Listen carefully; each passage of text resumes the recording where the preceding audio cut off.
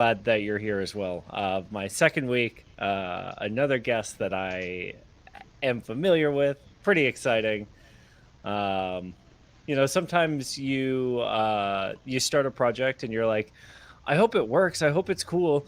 And you're very nervous. And then you have to do that thing with strangers, and you are even more nervous again. Mm-hmm. Luckily, Mm-hmm. between Scott last week and you, or 2 weeks ago and you this week, I don't have that problem. I am very familiar with the two of you. Cuddles and chat. Look at our handsome faces. Aw, thanks. But yeah, so we were just talking off air about the difficulty of uh, having a name for a project and then like building out the online presence for that project, right? And someone is sitting on your name and hasn't used it ever, Mm-hmm. or since, the start of the internet, basically. Um, with us, that happened with Adventure Incorporated when we created the podcast name. We like we admittedly had done less research than we probably should have. But then we hopped on Twitter to get our username, and we typed in, oh, Adventure Inc. That won't be taken. It's an advertising company called Adventure. Uh, Josh, uh, it's like not. yep. Yep. It's fine, Yep. but We felt really fortunate with both Goblins and Growlers and Quid Pro Roll because for Quid Pro Roll we were like, well, we want something that's got dice in the name, but we don't want it to be like Dungeons and Dragons or anything like that sure, focused because, sure that's what we're playing now, but we may not be playing that forever. right. But what if? Yeah, I feel Exactly. that. So when we started looking for names, I think it was our sound guy actually who suggested, he was like, well, what about, like something Latin? And we're like, go on. And then we started talking about like different Latin phrases, and somebody threw quid pro quo down. And then it was like, what if we did quid pro roll? And it was like, oh, I love it. Love it. It's a I'm really good name. My camera's too low, but I am representing today. Um, so it's when we started looking at like who has taken goblins and growlers, who has taken quid pro roll, are we going to have to worry about fighting them down the road, that sort of thing? Nobody had taken either, so we were like, Oh, yes.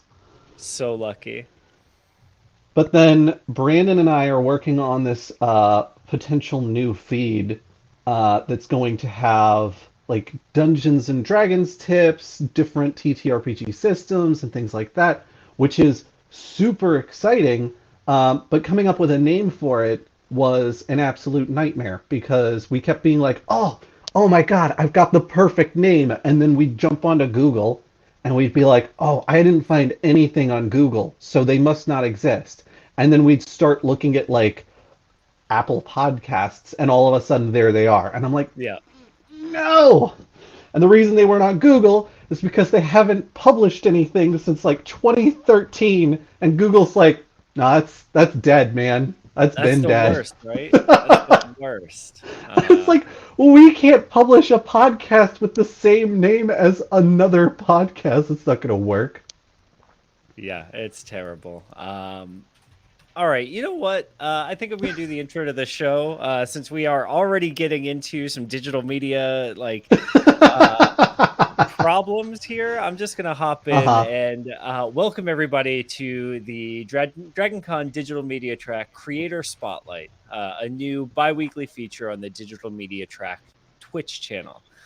We're so excited to have you here as we start to build some hype for DragonCon 2021. Woo! We still don't know what format it's going to be in, but we know that the powers that be will make every effort to make sure we have a safe, fun, positive event as always. And whatever it looks like, we will be there to celebrate along with you. This week, I have got Josh Maltby with me. Josh Maltby with me. Sorry, I corrected that in the pre-show. I still butchered it on the live show, and like pronouncing a name right is such a big deal to me. So I'm sorry, Josh. You are 100% fine. I've been called Josh Maltby. Alon still gets that one wrong, so don't worry about it. It's, Uh, as long as you don't go whole wrong letters and like Josh Mosby, like we're good. We're good. sure, Josh Maltballs. I won't do No, that that's to you. that's my stage name. Please, please. I wear a lot more makeup for Josh Maltballs. Uh, Josh, here's what I know about you. Go on. You are a professional dungeon master, Hmm. which I assume comes with all the attendant fame and fortune that it sounds like it would. You Totally. play Solinar on Quid Pro Roll, Hmm. and you love anime. That is a fact. If that's not indicator enough for you of that, I don't know what is. Like I literally backdropped a wall scroll in the office. My Yeah, partner was not happy about that decision, by the way. She was like, "We are not putting a wall scroll." You, oh my God. I it was could have like, been "Hard, worse. this is my hard line here. My hard line. A wall scroll in the office." Uh, so I guess my first question for you is, has digital media always been a passion of yours? Or when did you and it start to cross paths? So I don't know that digital media has always been a passion of mine, but audio absolutely has. Okay. I've been into music, particularly music and sound effects in video games, and just kind of exploring, how did they do that? How is that possible? How did this occur? And growing up, I found out that I have enough patience to practice an instrument enough to enjoy the instrument, but not enough patience to practice an instrument enough to feel like I could do that in front of people and not feel ashamed of myself. Uh, Okay. which I suspect a lot of us can relate. Um, Sure. Yeah, I'm digital looking over at my like MIDI controller and thinking back to the drum set that I had in my garage growing up, and really feeling that in my bones. Uh, so thank you this morning for hitting on like a huge insecurity. Look, there is no shame in having hobbies that are passions for you and you only, okay? There's zero shame in that, and there should be zero shame in that. Um, Groove is no, life in chat, very relatable. Looks at rack of audio gear and instruments, and I then mean, building off that, what musical instrument, Josh?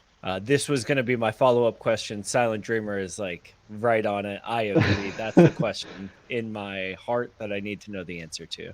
when I was a kid, we had a very out of tune piano that we kept saying we were going to get tuned and then did not.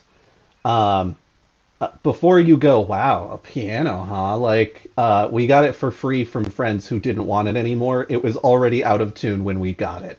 The pre-internet Craigslist piano. Oh, I am familiar, my friend. So we had this piano, and I would tool around on it. I figured out how to play slightly out of tune chopsticks, slightly out of tune When the Saints Go Marching In. My parents picked me up a book where I could basically like learn how to play some basic songs on the piano, which was a ton of fun. And then I started picking up things like the original Super Mario Brothers theme. So piano first, then I moved to Virginia, and my at the time partner was really into guitar, and she was learning a six-string acoustic, and I was like, "Oh, guitar looks so cool," but I'm not going to pick up a lead guitar because then we can't jam together. So I will pick up bass guitar. And in hindsight, bass guitar makes more sense for me anyway. I don't know if anyone's seen my hands before, but these are long spidery hands. They're great for playing bass. Um, Additionally, uh, I've played around with some like computerized, like MIDI keyboard kind of. I haven't made it very far though. Like Sure. really, it's piano a little bit, and then bass guitar a lot. Like I practiced bass guitar for like 6 straight years, so I am I can. so excited to start our fully only bass guitar band here on the Digital Media Spotlight. I cannot wait to have Josh on bass, Scott on bass, myself on bass, and man, my next guest better play bass guitar, or I'm gonna need to swap them out real quick. So, We're just gonna play analog dubstep. That's what it's gonna be. I love this so much. Like, I mean, here's what I'll say about it, and then we can move on from music, if you Uh want, or we can hang out on music all day forever. If huh. Iron Maiden can have 3 guitarists, our band can have 6 bassists. That's all I'm saying. I don't know that that's how that math works, but I respect your gumption. Thank you. Uh, oh my god.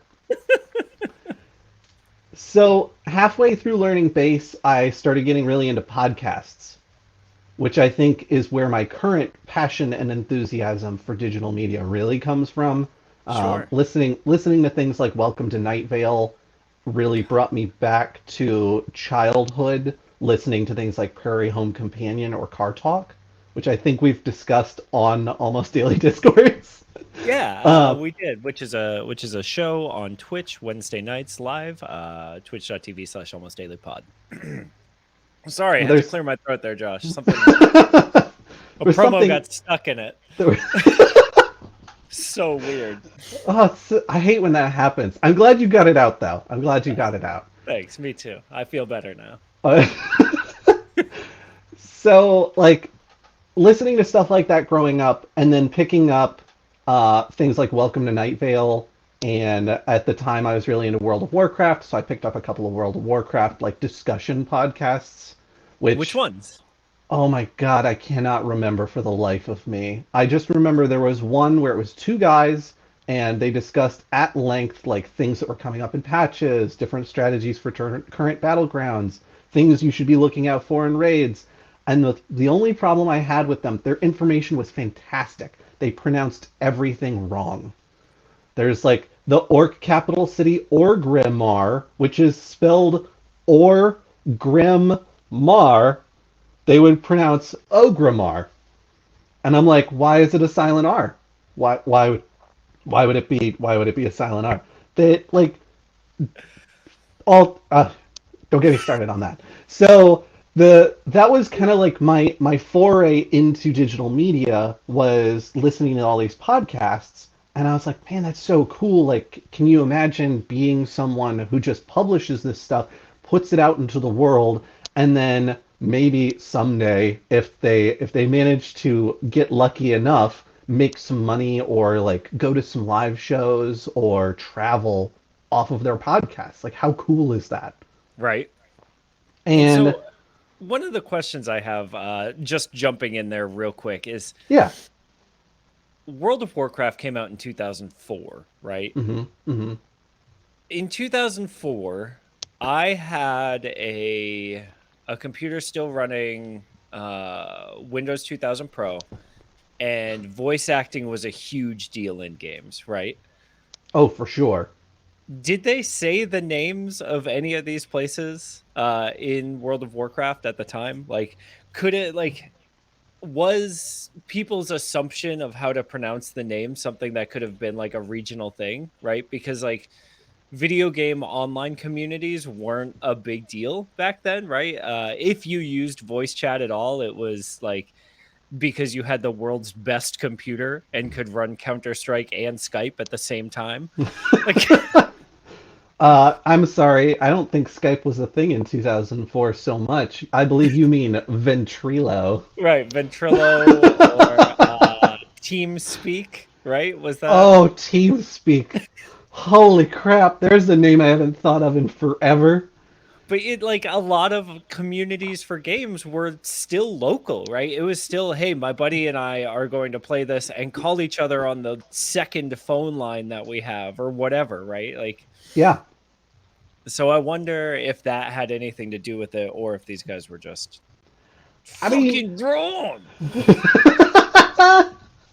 so I think at least for me, the things are said in game in a couple of places. So it's one of those where these people are clearly doing their research as far as the details of the game, but I didn't Sure. believe that they were playing the game and really paying attention during things like cutscenes, which Sure. is a personal like vendetta grabbing kind of deal because I was all about the lore of the game. So I was one of those kinds of nerds where I was like, Got it. Got get it. it, get it right. Uh, but I don't have a whole lot of room to judge because I used to think that you know the land Hyrule and how Yeah. it's full of Hylians. Yeah. I figured the land of Hyrule was full of Hylians, I and still say someone Hillians. someone came along and was like, "You mean Hylians?" And I was like, "No, what? No, what? No, what?" You kombucha girled them? Like, what?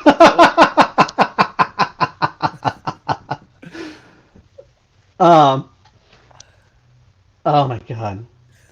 Sorry. So I'm listening to a lot of podcasts, Yeah. and I'm listening to a lot of music, and I'm getting into. That is actually the point where I'm really getting into D&D. My Sure. friends are all playing 3.5. We're all starting to get really excited about like we're hearing rumors about 4 coming out, and one of my friends manages to get in on the beta test, so I end up beta testing 4E, which was rad. Uh, so Especially coming from World of Warcraft. right, like it was very much a like, ooh, this is a very crunchy video gamey kind of structure. I know exactly what I'm doing here. Mm-hmm. So that was kind of my intro to the concept of digital media being something that you don't have to have like a license. You don't have to be someone who went to college and took courses and graduated and now you're getting a job as a professional digital media creator.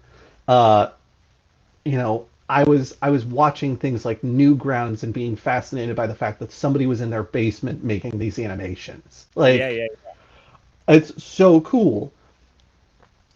I didn't picture myself getting into it really. Like I had been a long time appreciator of Like digital media, but consumer. Yeah. right, but not someone who pictured myself creating up to the point where we created Goblins and Growlers, which started out as just meeting for pickup D&D at a bookstore. Okay. And it was just like, yeah, it's posted on Reddit and bring your friends and we're going to have pizza and, chip in a little bit of money for the pizza and, we'll play some D&D with a bunch of strangers and it'll be a good time. Met great people there, had a great time. Bookstore closes. And we go, well, where do we rehome this? One of the people who's playing is like, well, I work at the Richmond Hostel and you guys could bring the games there. They'd be excited, honestly, to have more people hanging out Sure. because there's a lot of nights where it's just dead space, just hanging out in the main rooms. So scary. I do And not want to go to a place that is dead space. you just got to look out for the necromorphs. You'll be fine. You'll be fine.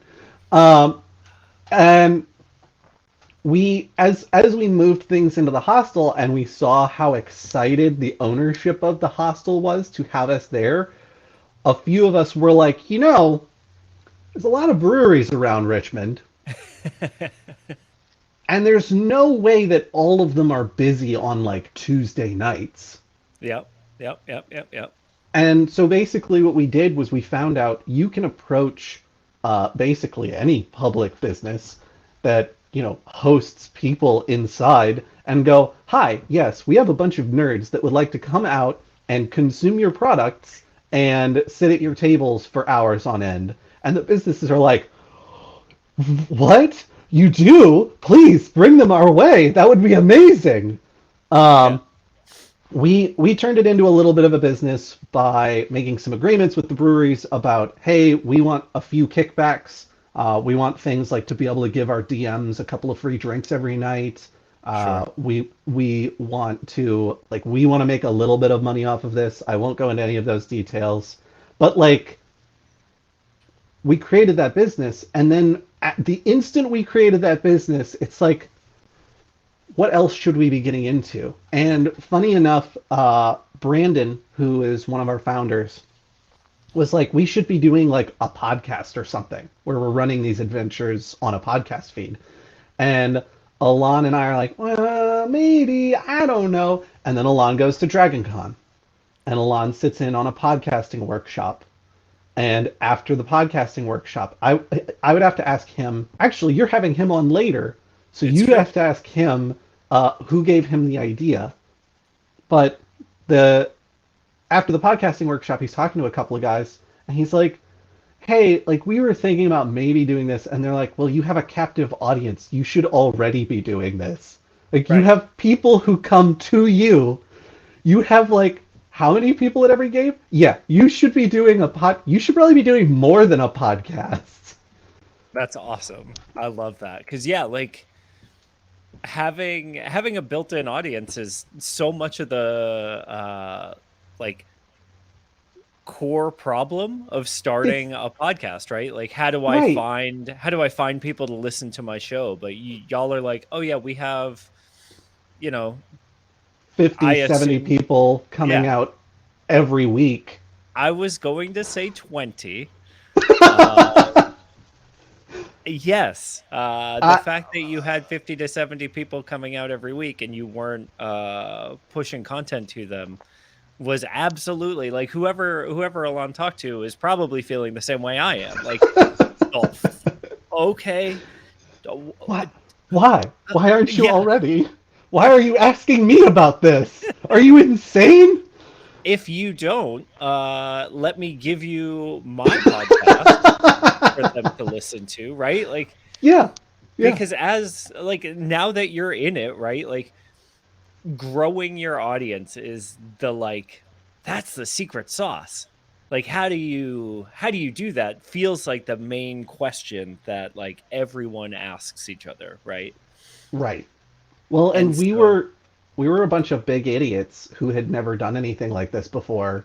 The whole group of us. We managed to we managed to score from going to a local D&D workshop event. We managed to score a DM who had been DMing since she was like 15 and had a campaign world that she had been building that entire time, which is huge. And in conversation with her being like, "Yeah, I'd love to be on a podcast. Are you kidding me? That'd be awesome." We're like, "All right, now all we have to do is find a sound producer." And the co-host of the event that her comic book store is hosting is like, "Well, I went to college for sound production, and this sounds like a cool project I would like to be involved in." It was like, I yeah, like how do you get more serendipitous, right? we Like we could not have asked for better outcomes anywhere.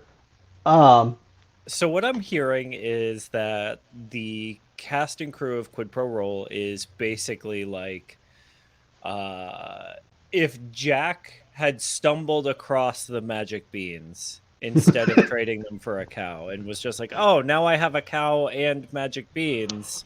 Basically, yes. I suppose Basically. I'll put these in a drawer for a while." Is that how that works? Like No, you were like, no, I guess we'll sit on this and see what happens. And no. We were actively recruiting for the podcast. We were figuring out like URLs and all of that when we managed to be like, oh my God, yes, you will be both the perfect DM for this and also the perfect sound engineer for this because both of them were already DMs in professional settings. Like that's awesome. our sound guy Gabe had already done DMing for conventions, and Alex, who is our DM, she had not only been running games for like I think like 10 or 15 years at that point, like somewhere in that range, but also then she owning a comic book store that sells RPG books, she would do like D&D 101s and she would do like come talk about your game and we'll do DMing workshops and things like that. So it was like we managed to create a business for professional DMs and then find two more unrelated professional DMs and just poured all of that into the pot and we're like, and we have a podcast now. The trouble is So, oh, what? Yeah, go on. none of us had done a podcast before, and only one or two of us knew anything about like mic presence and how you Sure. should do things so that you sound good on a microphone.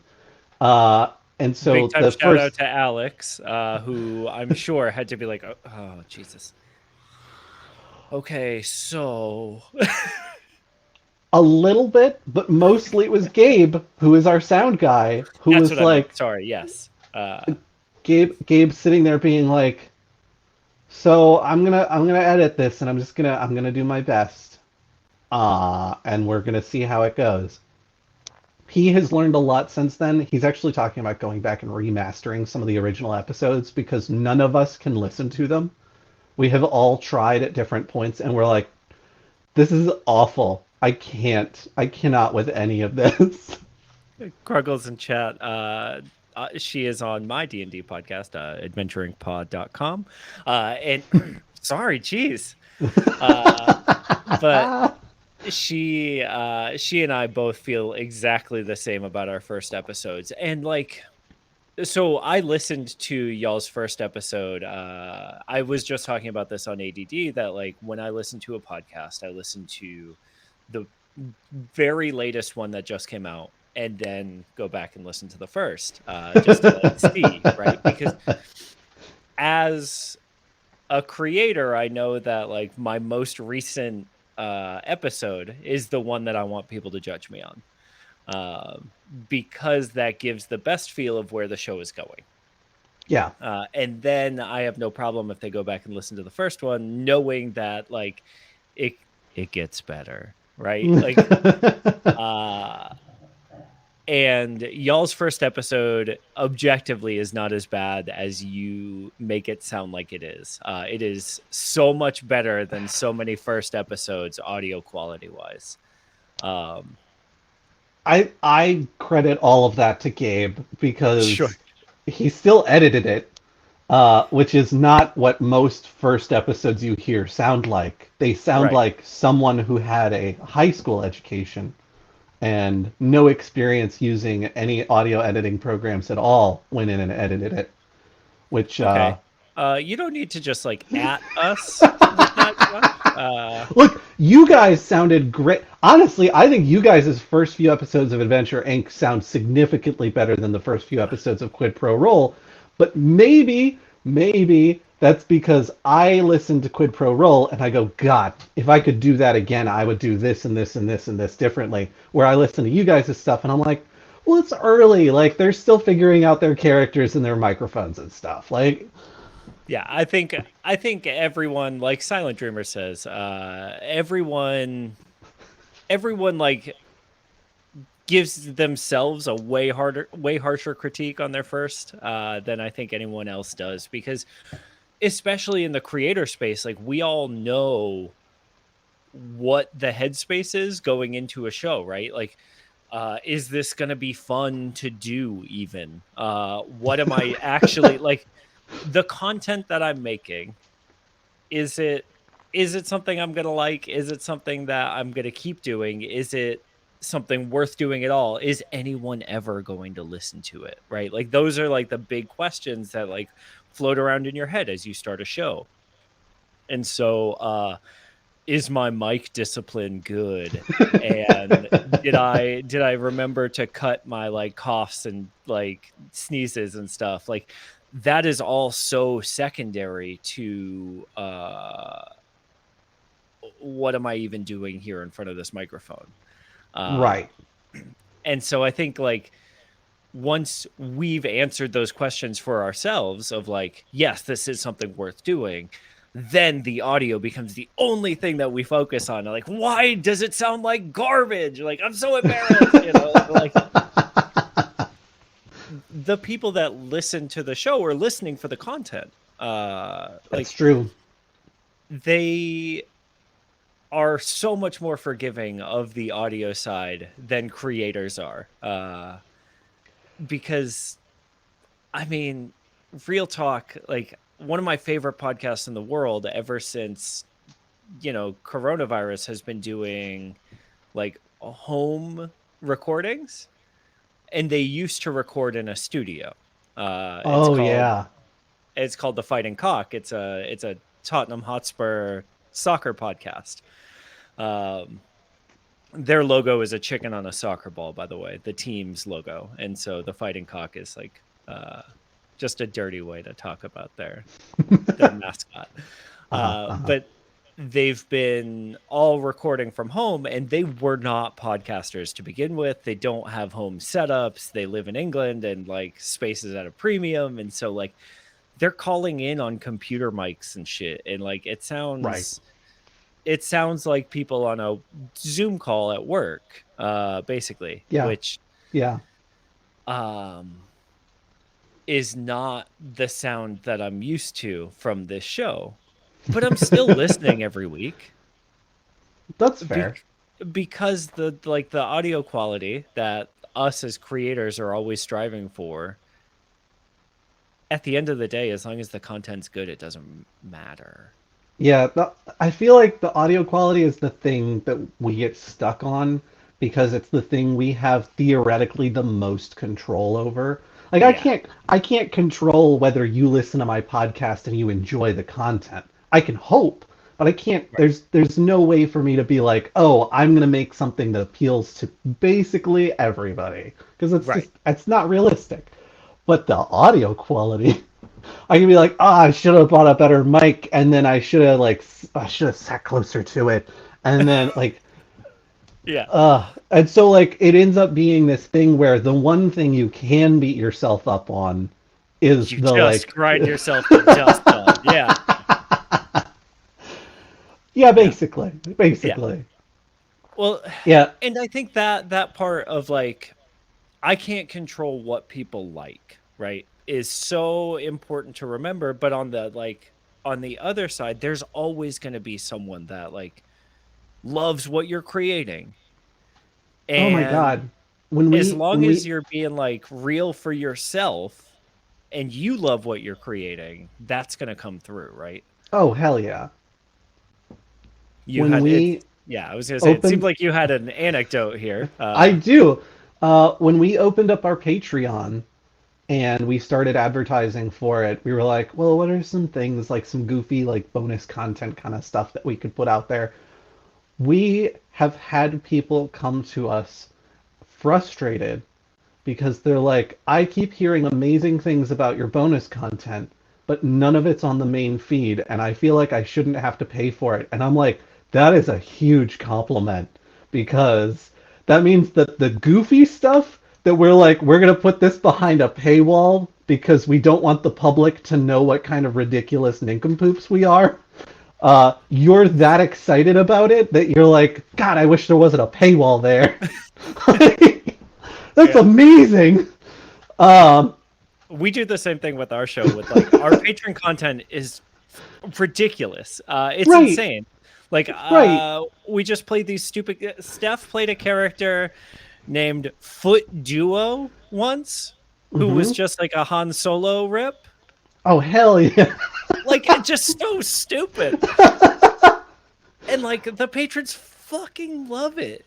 Like, oops, sorry, Dragon Con. I know it's early. We Charles, let me haven't. put $1 in the swear jar. Uh, Yeah, no, like we had people come out in force being like, "Yeah, we want everything you produce forever." Um, and we've got a few people who are just like top tier supporters, and we're like, look, simultaneously, uh, we are like, "Oh my God, that is thank you so much." Like we are so appreciative. And on the other side, we're like leaning over to each other like, do they realize that we're just a big bunch of nincompoops? Like, are they familiar with us enough to know that we are nincompoops, or do they? Okay, yeah.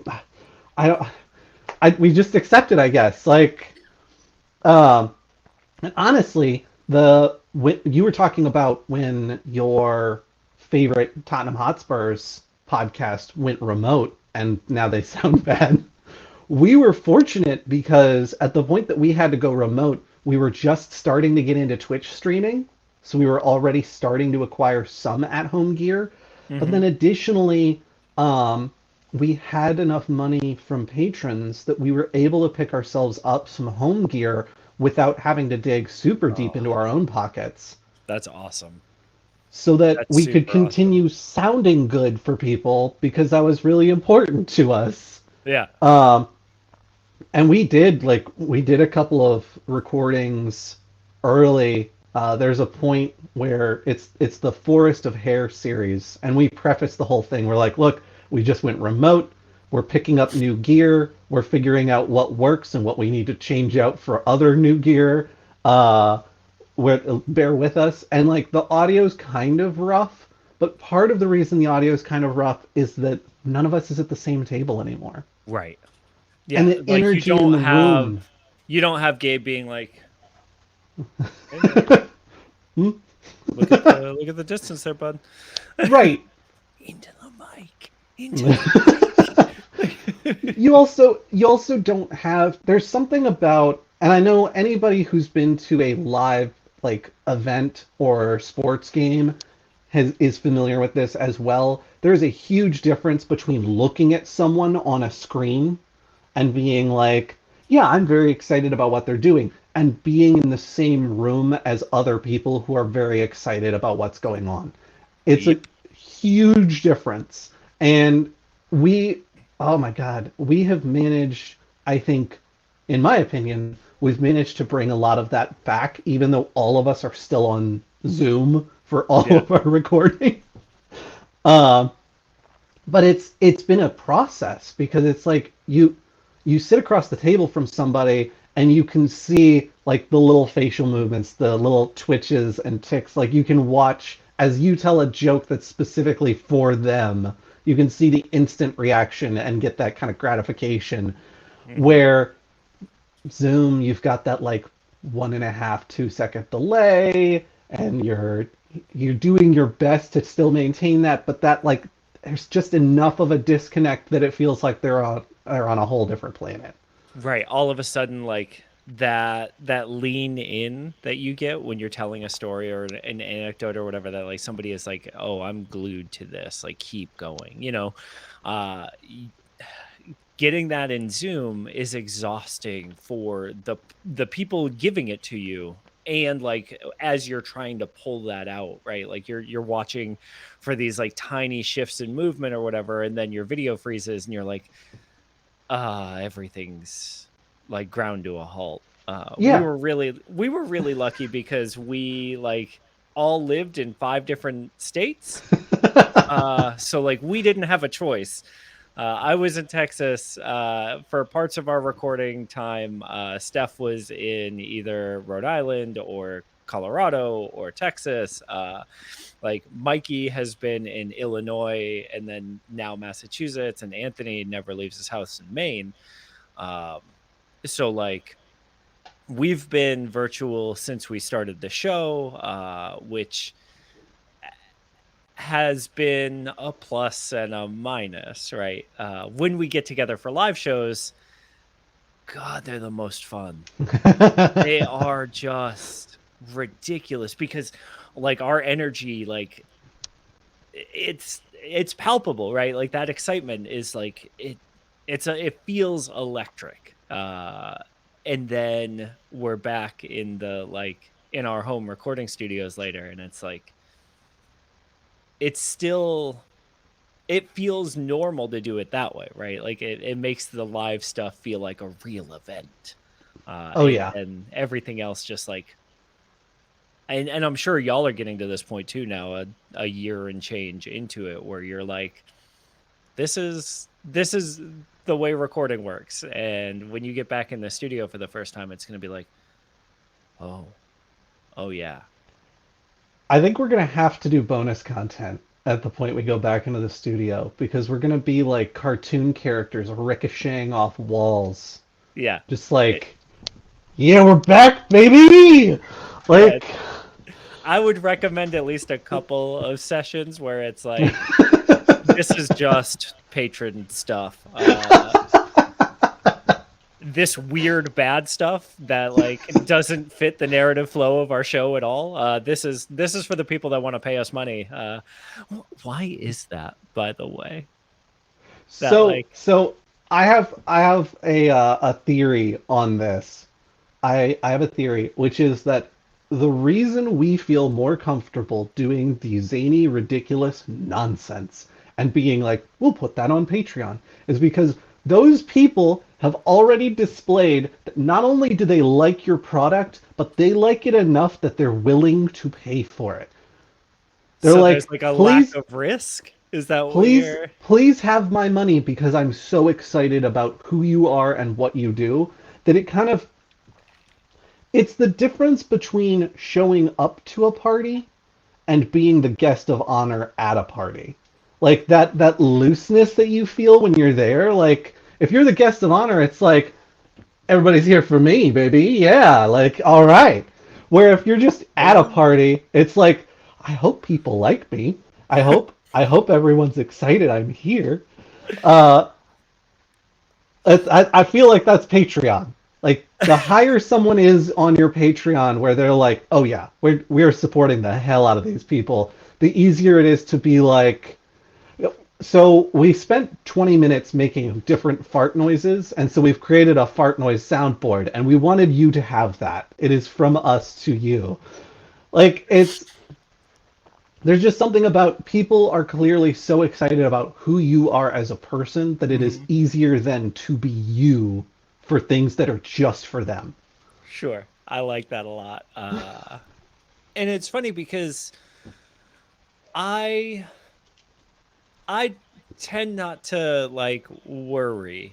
And I wonder how much of that is like I come from an improv background, and specifically like the IO school, shout out to Chicago, like they have this mentality of like fuck the audience. And that's a direct quote, so I can't even get in trouble for swearing there. That's like theater Hmm, hmm. language. Like they tell Right. you to say that. And so It's like sorry. artistic nudity. It's Yeah, it's same I'm same vein. sorry that art has language that you don't like sometimes, you know. But like that mentality is something to me that like I carried forever. Like, no, this is I'm I'm going to be very lucky when I find the people that think the same way as me and enjoy this content, right? Right. Um, and that's the like mentality that we've taken into our show is like we're going to tell the style of story that we want to tell, and we're not going to worry about whether people like it or not. If we have one listener at the end of that, that's our new best friend, I guess. You know, and that was kind of like our headspace for it is like, you know, if we had one person hang out with us every week, come to our house on Monday morning and hang out with us for an hour and a half, we would really value that person, you know? Yeah. Uh, I, somebody was pointing. I think it was on Twitter. They were like, "Why is it that this many people watching you play video games, and it shows like a picture of like a crowd of 10 people like gathered around and just like rapt attention on a TV screen while a kid's playing video games. They're like, why does this feel like a ton of people and really exciting? And this feels like nothing, and it shows the viewer count 10 in the top left corner. It's like that is a really great point because you do have the rapt attention of 10 people. 10 Right. people who could be watching anything right now. They have access to Twitch. There are hundreds of streamers doing all kinds of stuff, and they're here. They're here and they're watching you. Like, how is it Yeah. that 10 feels like, oh, well, it's meh. Like, we don't all need to be Saikuno or Valkyrie or whoever. Like Right. we could just be streaming, and who's there is who's excited to be there with us. Justin Robert Young has a quote that I stole and I use all the time about how if you had like 15 people show up at your house every week and listen to you rant for an hour and a half to 2 hours, you like they come into your living room, they do that, and then they leave, and that's it. You would have a cult. Like you would be a cult leader. And you would be stoked out of your mind that 15 people came into your living room and listened to you rant for 2 hours and Yeah. then maybe told their friends, hey, I listened to this really good rant this week. You should too. Like, like that would make you feel unbelievable, right? And so, like, Right. constantly reframing that for digital media is like so it's the thing that keeps me going, really, right? Like sometimes we get like we get I don't know about you, but like there are times where I get bogged down and I'm like, oh, it's a lot of work to like make a good show and promote a good show and try to like constantly be driving improvement. Yep. And so reframing that like mentality of, hey, we got we get 20 downloads or we got 30 downloads or as even as the number gets bigger it that mentality needs to stay the same, right? Right. uh if you get 50 downloads a week, like for y'all, what it's like to have 50 people in a room for the thing that you're doing. It feels Yeah. incredible. Yeah. It's amazing. And so like as that number goes up, that's the mentality that we've had to keep is like, I don't know a ton of rooms that I would be able to book every Monday that would hold 150 people or whatever, right? Right. Like, Right. I don't know where I would put that many. And so that like logistics problem is so sick, like it's such a fun way to reframe your show's success. So Absolutely. I mean, we did our very first live show 2019. Is that 2019? Yeah, 2019 in December. And uh we were like, yeah, like God, we'll be so excited if like 10, 15, oh my God, what if like 20 people showed up? That'd be so rad. Oh, because we knew like we're doing a local live show. Yeah, we're a local podcast, like we have a local following. We figured, not that many people are going to show up to this thing.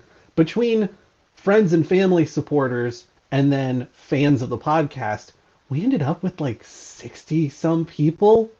Like we yo, completely filled. We literally were like, "Oh, we'll do this at like this event space where we already are playing games." The event space was so full that there was standing room only for our live show. And it's that's like, sick. how did this happen? What? And then we were talking about it, and it's like, we get more than that in downloads every week. So, like, how full that room was, we need a bigger room for the number of downloads we get a week. Isn't that crazy? Like, isn't It's that so fun to wild. think about? It's wild. And So, for I the think, people listening, what were some of the things that you did to help grow that listener base, right? Because you started out with a huge like potential audience, right? right. But what are some of the things that you've done to reach out to other like other listeners that maybe aren't Richmond, Virginia or Growling Goblins associated? So we did a few things. We started a Facebook. We started a Twitter. We started posting with some regularity. We're all weekend warriors is part of the problem. None of us is like a part-timer who can do this as a part-time job. So we're all like, oh yeah, most posts get done a day or two after they probably should, and then but we get them out there, man. Like they're getting done. Um, but Okay, I we've feel like I'm getting called out for my fan art Friday post that I did what Saturday morning. no, that's the reality. It's like Right. we're all busy professionals who cannot make a living off of what we're doing, at least currently. I Yeah. would I would love to. Would be amazing. Yeah. But we're Same. not there, and that's fine. Um, so I've gotta be kind to myself by being like, look, man, you're busy. You got a lot going on. You're going to get to those posts, but you're not always going to get to them on time. And that is okay. That is Yeah. okay. We accept ourselves. Uh, so you build out your social media presence. Twitter has been really good because a lot of TTRPG folks on Twitter are huge, huge about promoting each other and Yeah. creating whole feeds where it's like, hey, here's a bunch of creators that you should follow and post what you're doing at like in the comments and maybe we'll get you some follows too, kind of deal. Huge community, absolutely wonderful, lovely to travel around in. Um, that's been part of it. Another part of it is that we go to a lot of conventions Hmm. because we're all very con enthusiastic. Obviously, not during a global plague, but you know, as things start to get safe again, the itch returns. So, you know, hopefully everyone's getting vaccinated so we can have cons again because I want Right. cons back so Oh, badly. so bad. I had a year where I went to one, no wait, MagFest is technically it's January. So I had two cons in 2020. I did MagFest and I did GalaxyCon. I didn't get to do my Queen City Anime Con. I didn't get to do my Dragon Con. I didn't get to expand my con list at all. Like this is unacceptable. I want COVID done with so I can get back to business. Um, but you go to cons and you're talking to people about like they're like, oh well, what do you do? Like what is your thing that you're enthusiastic about? What are your projects you're working on? You start talking about a podcast and they're like, oh, I'll have to check that out. That's a new listener. You know, Yeah. like that's you put up a banner at your vendor booth, like some enterprising individuals might do, and anybody who walks past is like, oh, uh, wrestling podcast about high fantasy bringing dragons back to the world. That's okay. All right, I'll give that an interesting listen. Yeah. Like it's you pick people up where you can and you ask the people who are enthusiastic about what you've got, like what makes you enthusiastic about what we've got, and would you mind sharing that information with friends? And Right. that's, you know, it's Dude. a huge part of it. I think we need to do a better job of being like, please, please leave us reviews. Please, because we did not push that because I think early on we had this weird, almost prideful mindset about it where it's like, well, if people want to review us, people will review us. But I think we're coming now to the conclusion that lots of people are very enthusiastic about what they do and they don't think about the positive benefits of things like reviewing unless you say, hey, please review us. Right. Like, Yeah. It's frustrating to figure out like is do reviews matter, right? It could be a whole thing. I don't know. Yeah, so that's I'm putting that I, in my back pocket for a I, different time, but I'm going to give you a quick bullet point on that. Personal opinion. I don't read reviews of a podcast that I am going to listen to. However, search engines will show me a podcast I might be interested in based on reviews that it Right. has. Yep. I was going to say that I will read all of the reviews of podcasts that are similar to mine and be jealous that they have so many reviews and I don't.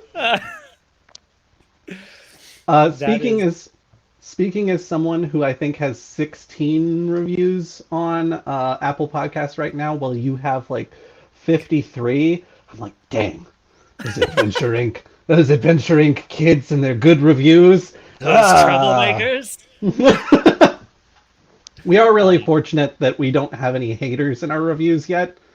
I'm not excited for the day when we get a 1-star review that's like, you guys should take Dungeons and Dragons more seriously. And it's like, just wait for the one no, that no, says, we shouldn't. Josh is that guy.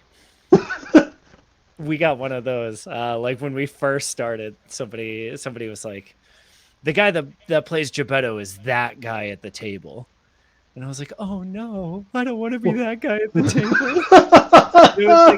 It was like it was a lesson in like hearing criticism and not, falling into a pit of despair about it. But the the way my brain works, I picture you like reading that, and then there's like the anime, like the white backdrop with the black silhouette of you, and there's just like the review shoots a line through your chest. yeah, Like, it was that and like the crying game shower, but like the Ace Ventura version of it, but like not problematic and terrible in 2021.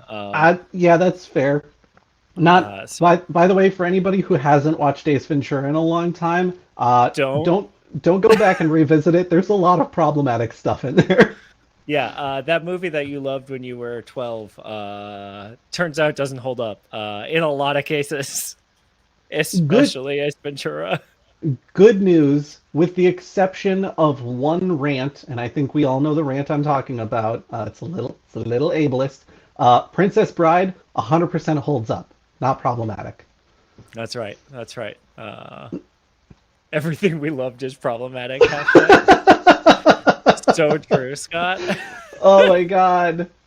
Yeah, that like uh, I don't know. I always try to think about that too when our like in our shows as creators, like what are some of the stuff that we do that is now currently like acceptable that 5 years from now we'll be like, uh did you go back and listen to this show that was produced at this time? Oh my Yikes. god. So can I get almost a little too real here here on the digital media track? I'm not gonna say no, and I know Charles wouldn't say no. So we have an episode of Quid Pro Roll where we did a bit that we all thought was hilarious while recording it, and we thought was super hilarious when we published it, and we were very excited about it. And it was actually just in our most recent re-listen episode. It's about Crazy Tony's Discount Ponies.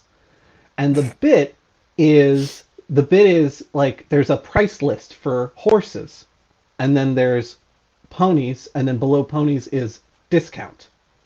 And the assumption is like, well, these are going to be older horses, like horses that aren't going to be used for plowing fields and things like that. Like, a pleasant, friendly horse to have for your home kind of deal. Um, Sure. Pets. we were like, well, is there a discount ponies option? And the bit very quickly became like the concept of, like cars, like you take all four wheels off, you put them up on cinder blocks, and they end up like rusting out in the yard. The Yep. joke became, oh, legless ponies. Like, yes, there's discount legless ponies. They're ponies without legs. You have to go and get legs for them so that they're like rideable ponies, but you can get them. And we're all laughing our asses off at all of this, and it's hilarious to us in the time. And then after the episode publishes, we get one person who reaches out and is like, This is a little too close to animal cruelty, like for me to Oh, be super comfortable with you guys doing this bit. And we're like, and they're like, and on top of that, you released this episode on International Disabled Persons Day. oh no. That's where I thought this was going from the beginning. Uh huh. Uh, And so we're like, that is super duper duper not at all what we had in mind when we did this joke at all. And we were all very much in the moment just having a good time. And no, no, no, no, no, no, no, no, no, no, no, no, no. Absolutely not. yeah. And like, I'm so mad this conversation is coming up at 10 o'clock because you know what? Well, we're gonna run over if you're fine with it because I want to hear how I'm this like works out. And I'm I've got a I'm bunch of fine with questions. that. Cool. I'm fine with that. So, the ultimate conclusion, the person who brought it to our attention was like, look, I don't think this is so much in bad taste that, you should remove it from the podcast or anything like that. We've had some folks who are disabled come in and be like, guys, this is hilarious. We love it. Thank you so much. Obviously, those people do not represent all disabled people. We understand that some disabled people might hear that bit and be like, what the hell? Come Right. on, guys. Um, but like the big thing for us is like we have to be conscious that when we do a bit, that bit may end up coming off as something we had zero intention of it coming off as, simply because we are all abled people. Like we Yeah. Yeah. Yeah. It's tough, right? And I think things like that are when when we're given the space to like understand what we did wrong and we approach it in the like right mentality of thank you for the like bringing it to our attention because we didn't know, like you said, like there feels like there's a way to handle it, understand where the issue was, and then like move forward to be better. yeah. um And I think that's all this person wanted us to do was to basically like be conscious and grow as people from this experience. And that's right. we 100% took that to heart. We were like, well, like we definitely should not be putting people in a position where they're like, really? Really, Yeah. guys? Yeah, I would like I hate to think of anyone that listens to any of the shows that I do, like looking back and being like, man, I had like trusted Mike with my time, and then I got suckered into like a situation that I was not expecting, you know? Yeah, exactly. Uh, and so like being open to that feedback and like working through that is so awesome to hear about, you know? Oh, absolutely. Well, and it's important, I think, because like a lot of Goblins and Growlers' whole deal is we want to be a really warm, welcoming community for everybody. We don't Right. want to be like we don't need to be a D&D specific space. We don't need to be even a TTRPG specific space. Like those are how a lot of people have found us, but we want to be a warm community where we can share our passion and enthusiasm about a lot of stuff. Sure. And we've spent a lot of time fostering our Discord to be exactly that, where, we try to cut off conversations before they get a little too heated, which during the 2020 election season was just a bag of fun, let me tell you what. Managing an online community is so tricky, right? Like we finally opened a politics section on our Discord. Like we had avoided it for years, and then the 2021 election was or 2020 election was coming up, and like it Yup. you could tell that like everyone would start and then be like, oh, sorry, and like back up off it and like start and then back up off it. And so finally we were like, okay, we're gonna open this, and if y'all suck, we're gonna close it. Like, but because, like you were saying, like we've built this community as well that is like they're really good to each other and they're very like supportive of each other. Like it ended up being a really good space, even when people disagree. And Right. so grateful, We so fortunate, like knocking on all the wood, but like, we had like 99% that, and then 1% where mods would have to step in and be like, let's not call gun owners who would very much like to have a convention loose cannon idiots, please. Like this is please no that you are yeah, going to start trouble. right. um, like yeah, bit.ly/goblin discord. Sorry, I had a Oh, promo in my you had own one throat stuck in your there. throat there. It's That was bit.ly/goblin discord, you said? yeah, that's precisely what I said. God, Um, yeah, it seems like a infectious. It's like a yawn. it's like a yawn, I think. Yeah. Yeah, yeah, yeah. And that's oh, I don't know how Oh, that oh, where Twitter did that handle banner come from? got That's there. oh, Sorry, that's quite the Twitter I handle. guess I meant to click this one Oh, instead. oh my Oh, gosh. Oh, look at that. Growling Goblin Studios on Twitch TV. That's that seems familiar for some reason. I feel like yeah. I know them. Uh, Uh Josh, thank you so much for coming out tonight. Today. Wow, tonight. Like I'm just Look, I know for a fact that basically all of the streams you do are in the evenings because you, like me, very much value your Sunday mornings. So I respect the hell out of you for giving a few of your Sunday mornings to promote the digital media track and creators like myself. Thank you so much for having me on. it's been awesome. I could literally talk to you all day. When COVID is over, I have to make a Mhm. trip to Richmond and I have to see the Growling Goblins, like Goblins and Growlers, like set Oh up, yeah. and Oh yeah. like y'all gotta come to Austin. We'll do some things. And if there's a certain convention in Atlanta that happens to be in person this year, I 100% plan to be there. Oh, So, you was know, that the Dragon Con yeah, up Dragon Con, there? that's the one. That's the one. And like you might be part of the digital media track. I mean, Is that we've submitted some panels. We haven't heard anything about that, but we'll absolutely be at the digital media track even interesting? if we're not presenting.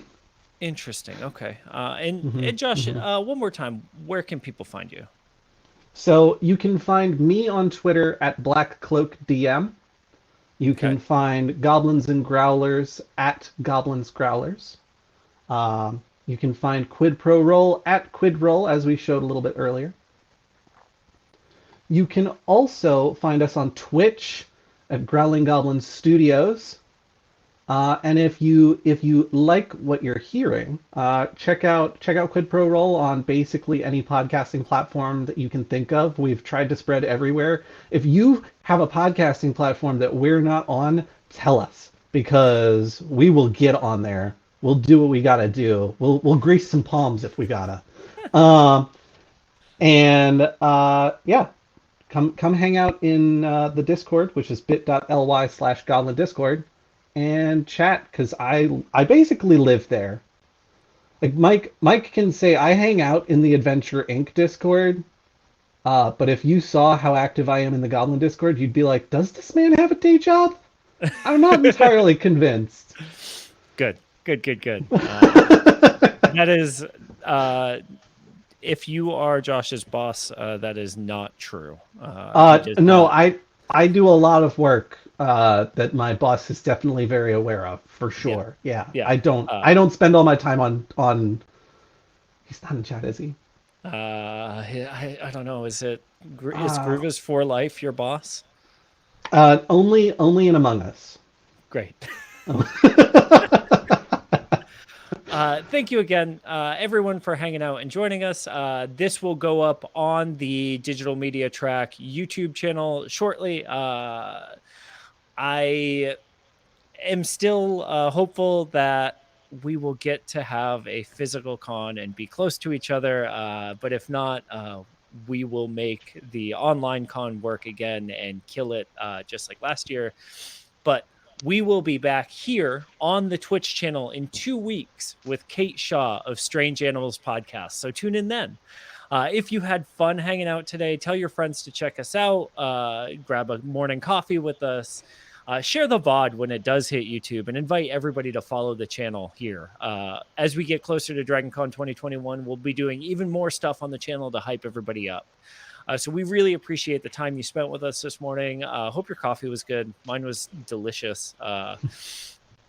And also, please remember to check out dragoncon.org/about/charity for more information on DragonCon's 2021 designated charity partner, Big Brothers Big Sisters of Metro Atlanta. Through one-on-one mentoring, BBBSMA helps at-risk youth develop their full potential, succeed academically, build confidence, and develop skills that will lead to increased economic mobility. Thank you all so much for joining us. We really appreciate it, and we will see you soon. Hopefully 2 weeks, and then also in September. Bye, Thanks, everybody. y'all. Bye.